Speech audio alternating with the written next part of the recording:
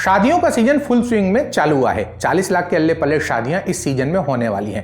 आपकी भी खूब मौज रहेगी, दावतें होंगी, नाचना गाना होगा, रील बनेंगी और खूब धमाल होगा। मगर सोचिए ऐसे ही किसी शादी को अटेंड करने के बाद आपके पास इनकम टैक्स का नोटिस आ जाए तो आप कहोगे किस बात का नोटिस भैया? शादी वाले गिफ्ट का नोटिस, वही जिसे रिटर्न गिफ्ट कहते हैं। तो आपको इनकम टैक्स का नोटिस इसके लिए आ सकता है। मतलब जो आप बाराती हैं और आपका स्वागत महंगे गिफ्ट आइटमों से हुआ है तो दिक्कत हो सकती है। शादियों में जो दूल्हा और दुल्हन को गिफ्ट मिलता है वो तो भले ही कितना ही महंगा क्यों ना हो, टैक्स फ्री होता है। गिफ्ट के तौर पर चाहे कैश दिया गया हो या फिर घर, गाड़ी, स्टॉक और ज्वेलरी, इनकम टैक्स सेक्शन 56 के अंतर्गत ये टैक्स फ्री होता है। मगर शादियों में मिलने वाले रिटर्न गिफ्ट इनकम टैक्स के दायरे में आते हैं।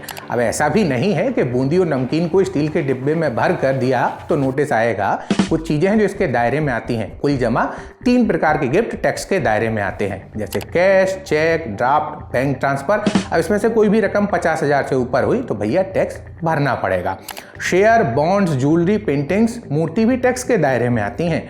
बिल्डिंग, जमीन, किराया वाली प्रॉपर्टी भी टैक्स के दायरे में ही होती है। इसे इनकम फ्रॉम अदर सोर्स माना जाता है। मतलब कुछ भी ऐसा जो 50,000 से ज़्यादा कीमत रखता है तो टैक्स के दायरे में आएगा और आपकी इनकम में जुड़ेगा। इसलिए जो आपके कोई रईस दोस्त हैं और आपको बहुत ही महंगा रिटर्न गिफ्ट देने वाले हैं तो शादी से लौटकर सबसे पहले अपने सीए को फ़ोन घुमा दीजिए, खुद ही बता दीजिए कि भला चीज़ मिली है। अगर प्रॉपर्टी जैसा कुछ मिलेगा तो टैक्स के साथ स्टाम्प ड्यूटी भी भरना पड़ेगी।